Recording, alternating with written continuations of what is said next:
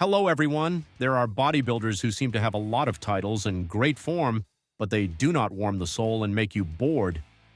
It was hard to miss Mike Quinn, the hero of our issue today. The fireworks man, the scandal man, is one of the best masters of posing. He has gone down in bodybuilding history forever as a madman. Mike Quinn was born on November 18, 1961 in Brockton, Massachusetts. Mike's father had a small gym in the basement of his house and began to introduce his son to iron. After 2 years of home training, Mike became interested in American football. He was a good player and even considered a professional career in the NFL. However, Mike did not give up bodybuilding.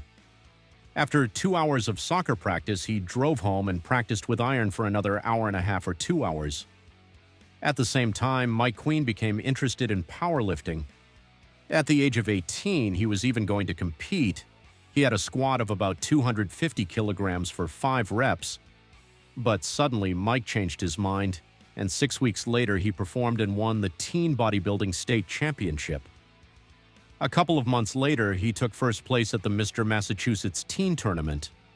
Mike's first notable success was winning the Mr. America title in 1981.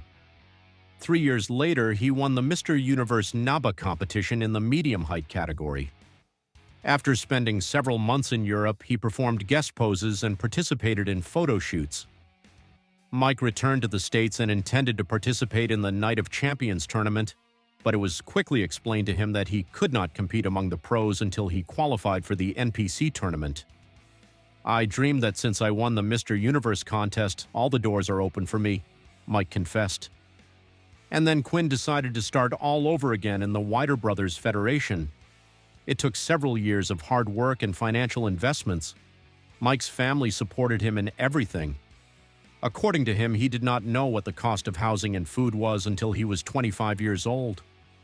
Quinn started working out with the famous amateur athlete Rick Valente, with whom they became good friends. The progress was obvious, but the people around him didn't notice it. But Mike continued to train even harder with clenched teeth. By the way, the wisdom tooth extraction forced Quinn to interrupt preparations for the 1985 U.S. National Championships 3 weeks before the start. Ron Love won the heavyweight division back then, Mike recalled, and if I had performed, it would have been the easiest victory of my career. In 1986, Harry Stridham won the Nationals, and Quinn had to settle for 4th place. The moment of truth came at the 1987 U.S. Championships. At 174 centimeters tall, Quinn weighed 97 kilos and had 54 centimeters of arm. He won first in the heavyweight division and then in the absolute championship. The following year, Mike set about conquering the pro peaks. The 4th place at the World Pro Competition was an undoubted success, but the main success awaited him at the Olympia, where he managed to become 6th in the most intense competition, putting on excellent form.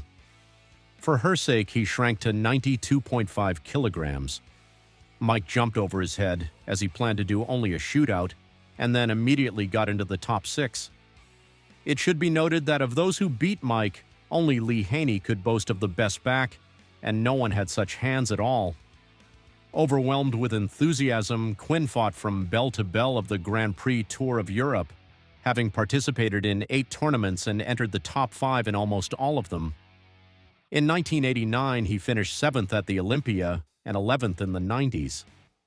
When Vince McMahon's new WBF Federation appeared, Quinn was offered an offer he couldn't refuse. "I joined the WBF because I wanted to get on the screens, but when I signed the contract, it turned out that they weren't interested in it and didn't really offer me anything," Mike confessed. At the first WBF Grand Prix in 1991, Quinn, although he took penultimate place, looked very good, but the second show of '92 turned out to be a nightmare. It all started when the WBF leadership decided to declare war on doping. Athletes were forced to take regular tests and monitored the dynamics. If the testosterone level decreased, then the athlete did not take anything. Quinn claimed to have stopped taking steroids 7 months before the tournament, along with Tony Pearson and Danny Padilla. He wasn't sure about the other athletes. The second disaster for Quinn was a high-fat diet, which he was put on by a fashionable nutritionist at the time, Dr. Mauro De Pasquale. He made me eat 7,000 calories a day. At the same time, I did a lot of cardio, but nothing helped, and I continued to be fat as a pig. I was making good money at the IFBB, Mike recalled. So in the second year, I received $200,000, but I didn't have guest poses because we were forbidden to appear at NPC tournaments. Other than that, I didn't shoot for magazine covers. The ending was sad. At the second WBF Grand Prix tournament, the audience booed fat Mike Quinn. Ironically, the same test showed the presence of happy powder in Mike's blood, which angered him almost more than the bad shape. Enraged, Quinn sued the WBF for $750,000, which is how much he estimated his moral damage. The last straw was the WBF guys' claim that they had found growth hormone vials and syringes in Quinn's room. "If I was on growth hormone, I wouldn't look like this," Mike sneered. As if to confirm his case, the mailed evidence, syringes, and vials mysteriously disappeared. And then things got really bad because the WBF just broke up. Quinn, like many other athletes, decided to return to the IFBB. From a financial point of view, he was well off. Back in the first half of the 80s, when Mike lived in California, he became the owner of a gym, which he then profitably sold and bought a gym in Florida, after which he opened 2 more. In 1993, Quinn estimated his net worth at $1.5 million. Quinn originally planned to return to the stage at the Arnold Classic '99 tournament, but was unable to due to an accident on January 25th when he crashed into a truck at 55 miles per hour with only a month left before the Arnold Classic tournament, and Mike had to withdraw from the race. Then Quinn postponed his comeback to May to perform at the Night of Champions. Mike had a special relationship with the tournament in New York because there were the most loyal fans here. Mike was trembling on the eve of the start. How will the audience receive him? But as soon as Quinn came on stage, everything went back to normal. He didn't perform well, he didn't even get into the top 15. Mike was on stage for 5 minutes. The following year, Quinn was determined to squeeze everything out of himself, make his way to the Olympia, and end his career there. In preparation for the 1994 Night of Champions tournament, he cut his diet to 2,400 calories, pumped twice a day, and did cardio twice a day for 45 minutes. A week before the Night of Champions, Mike decided to test his strength at the San Jose Pro competition but took only 11th place. And at the Night of Champions '94 contest, Quinn has already given his all. On stage, he weighed 102.5 kilograms and was in what he considered to be the best shape of his life. The fans cheered loudly for Mike. There was also a commotion. When I was called to pose with Al Gurley in the double biceps pose from behind, he suddenly started elbowing me, and then he tried to lock me out of here, Mike confessed. "I don't like this kind of stuff, but I'm not letting it go." And I answered, I was ready to throw him off the stage, but thank God it didn't come to that. Our hero finished 5th, but he was convinced, however, as always, that he should have been higher. Mike got the lead from Mike Francois and Nasser El Sonbati.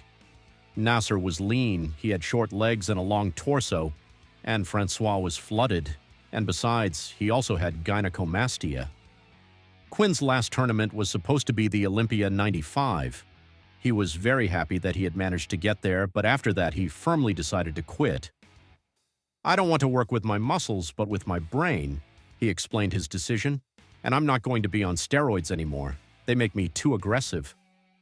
Unfortunately, Quinn's dreams were not destined to come true.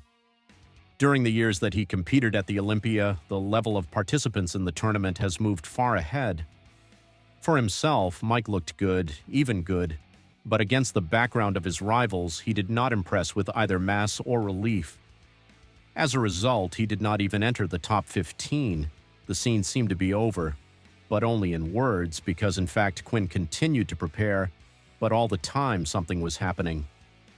So, 3 weeks before the Arnold Classic tournament in 1996, Mike was hospitalized with bronchial pneumonia. He spent a week in the hospital and dropped out of the competition.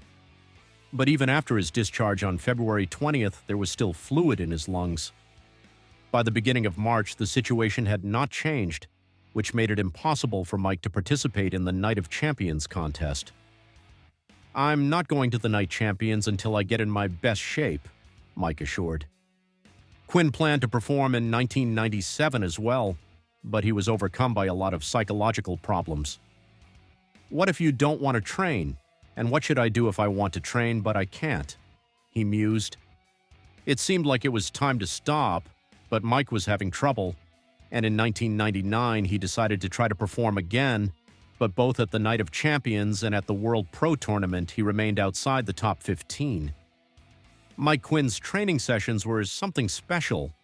In the hall he became an unbridled beast, but over time he became more cautious. I started to focus on quality rather than quantity. Mike explained, because super heavyweights could lead to injury, and I intuitively stopped at the limit beyond which damage could occur. Quinn worked out like most athletes almost every day but performed noticeably fewer sets, a total of 10 for the chest, back, and quadriceps, and 8 for the rest of the muscles. Well, let's not forget about Quinn's posing. This is a separate story. I can go on stage out of shape and blow up the hall with pride, Mike claimed. Some people think that I'm performing for the sake of the judges. No, judges don't bring me money. I'm performing for my fans. After the Champions Night in 1993, people came up to me and told me how glad they were that I was back. I want them to be proud of me. Known for his explosive temperament, Quinn always remained honest and uncompromising, and for this he was loved. On May 30th, 2023, he died after a long illness at the age of 61. That was Mike Quinn. As always, I will be grateful for your support. It helps in the development of the channel. Do not forget to click on the bell so as not to miss the new issue. Thanks for watching Sports Guru with you. See you later.